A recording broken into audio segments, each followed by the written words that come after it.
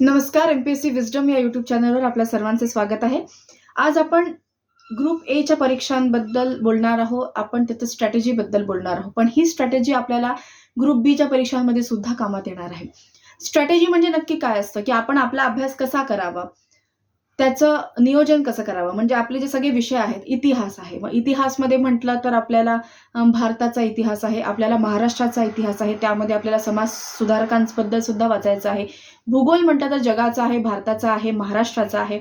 अर्थशास्त्र आहे, राज्यशास्त्र आहे, राज्यशास्त्रामध्ये संविधानाबद्दल संपूर्ण ज्ञान आपल्याला घ्यायचं आहे. त्याच्यात विज्ञान म्हटलं तर फिजिक्स आहे, केमिस्ट्री आहे, बायोलॉजी आहे आणि न्यूट्रिशन पार्ट सुद्धा आहे.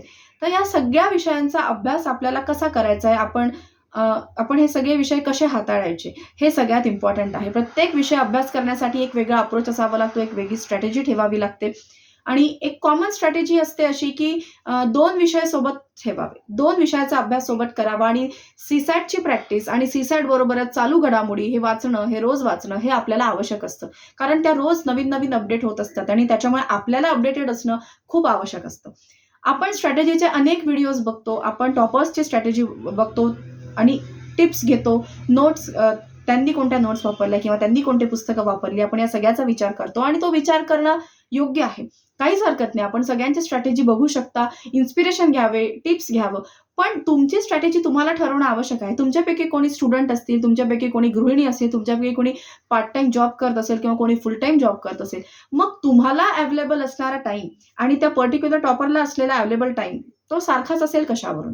बरोबर आहे. त्यामुळे तुम्हाला तुमचा वेळ काढून तुमच्या वेळेमध्ये तुम्हाला तो अभ्यास बसवावा लागेल आणि तसा करावा लागेल, हे मला वाटतं. कारण आपला मार्ग हा आपल्याला निवडणं, आपला मार्ग आपल्याला बनवणं हे आवश्यक आहे. आपल्याला जर त्या ध्येयापर्यंत पोहोचायचं असेल, तर आपल्याला स्वतःची स्ट्रॅटेजी काढावी लागेल. तुमच्याकडे समजा 6 तास असतील, तर तुम्ही सुरुवातीचे 2-2 तास तुम्ही विषयाला द्या. जसं भारताचा भूगोल घेत असाल, तर त्यासोबत तुम्ही अर्थशास्त्र वाचू शकता किंवा त्याच्यासोबत तुम्हाला इतिहास करायचा असेल, तर इतिहास वाचा 2 तास. त्यानंतर तुम्हाला 1-1 तास, तुम्हाला 1 तास सीसॅट, 1 तास भूगोल हे सुरुवातीचं तुम्ही करू शकता. 6 तास तर तुम्हाला कसेही काढावे लागणार आहेत. 6 तासाच्या नंतर तुम्ही हळू-हळू ते वाढवू शकता. 7 तास, 8 तास तुम्हाला जसं वाटतं तसं.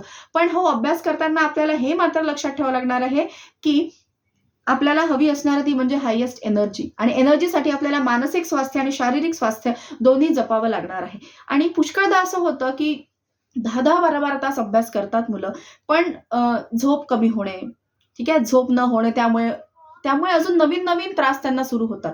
आणि हे सुद्धा मी स्वतः सुद्धा मुलांकडनं ऐकलेलं आहे, कॅन्डिडेट्सकडनं ऐकलेलं आहे. तर तसं सुद्धा होऊ नये. तुम्हाला तुमच्या ध्येयापर्यंत पोहोचायचं आहे, हे सत्य आहे. पण त्यासाठी तुम्हाला अगदी सगळ्या गोष्टी सोडून न देणे, म्हणजे आपण शरीराकडे लक्ष न देणे, मानसिक स्वास्थ्याकडे लक्ष न देणे, तर असं होणार नाही. कारण तुम्हाला या सगळ्याची गरज लागणार आहे तुमच्या ध्येयापर्यंत पोहोचताना आणि ध्येयाला पोहोचल्यावर सुद्धा. कारण त्यापुढे सुद्धा तुम्हाला डेप्युटी कलेक्टर म्हणून काम करायचं असेल किंवा DYSP म्हणून काम करायचं असेल किंवा इतर कुठल्याही पोस्टवर काम करायचं असेल, तर सगळ्यात इम्पॉर्टंट असणारं ते म्हणजे तुमचं शारीरिक स्वास्थ्य.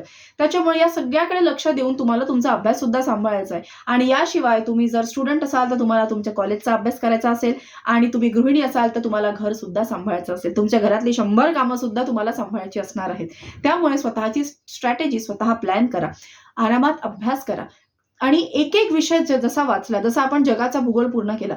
मग आतापर्यंतच्या परीक्षांमध्ये जगाच्या भूगोलावरती येऊन गेलेले प्रश्न बघा. ते वाचा, त्याची रिव्हिजन करा आणि असंच प्रत्येक टॉपिकवर आलेल्या प्रश्नांवर जुन्या प्रश्नपत्रिका बघा आणि हे सगळं तुम्हाला वेबसाईट्सवरती अवेलेबल असतं. तुम्ही जुन्या प्रश्नपत्रिका बघा, त्याचे फायनल आन्सर की बघा, ते त्यातनं अभ्यास करा. आलेले टॉपिक्स झाले की मग टॉपिक झाले आपले, की आलेल्या प्रश्नपत्रिकांमध्ये त्याचे सगळे प्रश्न बघा, उत्तरं बघा आणि मॅक्सिमम टाईम रिव्हिजन करत राहा. तुम्ही स्वतःसाठी एक वीकली टार्गेट बनवू शकता, की मला या आठवड्यामध्ये एवढं-एवढं करायचं आहे. आणि जर ते पूर्ण नाही झालं, तर लगेच उदास किंवा हताश व्हायची बिलकुल गरज नाही आहे.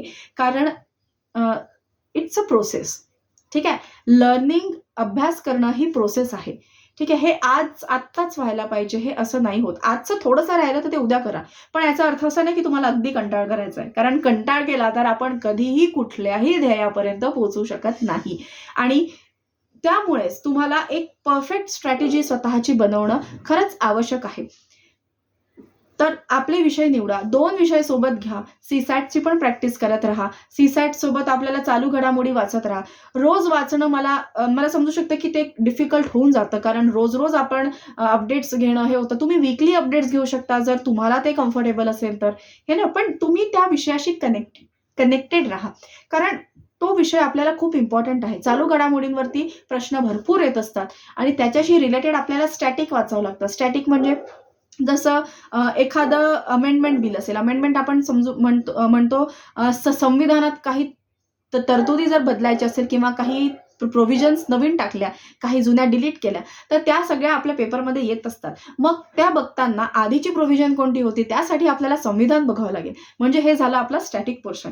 त्यामुळे आपल्याला हा असा लिंक करता आला पाहिजे. पण तो सगळा तुम्हाला लिंक करता येईल हळू-हळू. तुम्ही सुरुवातीला स्वतःची स्ट्रॅटेजी बनवा आणि अभ्यास सुरू करा. आणि अभ्यास करता जुने पेपर्स पण बघा आणि रिव्हिजन करत राहा. त्यामुळे आपण भेटूया आता पुढच्या व्हिडिओमध्ये. तोपर्यंत बेस्ट ऑफ लक आणि धन्यवाद.